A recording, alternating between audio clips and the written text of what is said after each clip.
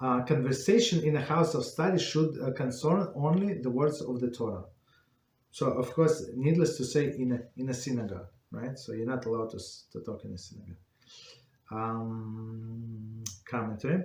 There are two reasons why unnecessary conversation is forbidden in a house of study. So Rabbi Reuven Shlita just, I'm not sure what was the lecture. Maybe it was a Shana Rabbah. This lecture is very, very recommend to everybody to watch or listen. So I only listen. And he was quoting this Gemara where it says that the person who was learning Torah and now he switches to the mundane talk, right? I don't know, somebody came over and started talking about, I don't know, what are you doing for lunch on next Wednesday? I don't know, I'm just making up, right? So it says, his punishment is going to be like in a Gehinom, they're going to feed him special coals. That's what Gemara says, special coals that never extinguish. Because why? He put they put the Holy Torah aside and started talking about nonsenses with that person, which is very scary. So let's see what this book says. So it says there are two reasons why unnecessary conversation is forbidden in a house of study. A, to prevent wasting time that could be used to Torah study. I mean, of course, unfortunately, I see it all the time. So some people come early to synagogue to pray, and I will try to come like a little early also. And then I already, when I come, this person, I don't know, maybe he came in half an hour before me, 20 minutes, I'm not sure, I have no idea. Right? And he's praying, and now somebody comes and start talking to him, and he puts his book away. Like, you normal? Why would you pay attention? Just not you had, and just continue praying. Why you like? It's very, very sad why somebody would act like that. B, as a token of respect to the house of the study. So don't talk all of the empty words. According to this rationale, such a conversation is forbidden even when it does not involve making an interruption of one's studies. See Shulchan Aruch Harav, Hilchot Talmud Torah 4:11. So it's like, let's say he takes a break in this yeshiva, in this house of study, and he starts talking about politics, let's say. I don't know.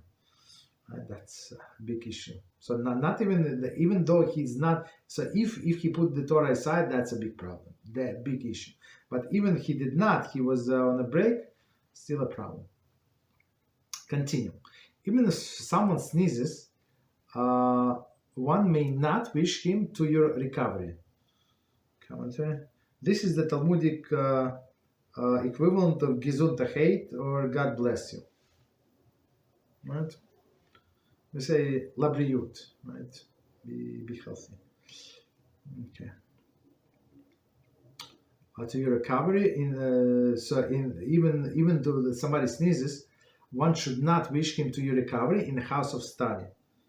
Commentary, Brachas, Talmud Brachas, 1 second, relates that this rule was absorbed by Rabban Gamliel in a house of study. So okay, so he's not going to die. Right? Just leave him alone. Continue learning. Needless to say, the discussion of the other matters is prohibited.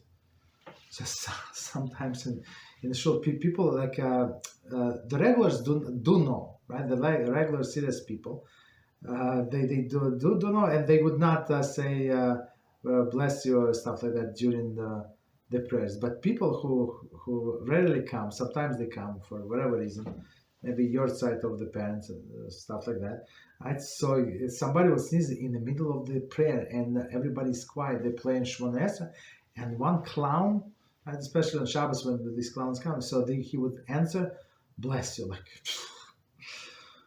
it's very funny.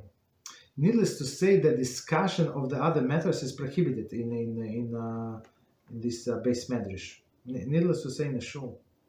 83, Hagiga 12b, adds that the person who discusses other matters in a house of study will be punished by being forced, here we go, by being forced to eat glowing coals.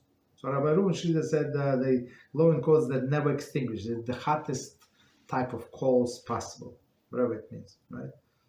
So for what? It's he did not say lashon hara. He did not curse somebody, right? He did not watch movies. He was just discussing other matters. Okay, continue. The sanctity of the house of study exceed that of synagogue. So yeshiva or base medrash, we call it, it's higher than the synagogue, right? So let's say that you promise money to give to not promise, but in your mind you said, I want to give tzedakah $200 to that synagogue, and then you change your mind for whatever reason. So you still can go like higher in sanctity, right? So higher in sanctity, what is yeshiva for sure, or other things, the other causes. You cannot go lower, but you can go higher. So let's do last commentary. Not the Hilchot Tefillah, chapter 11, where Rambam discusses the sanctity of the houses of study and synagogues in detail.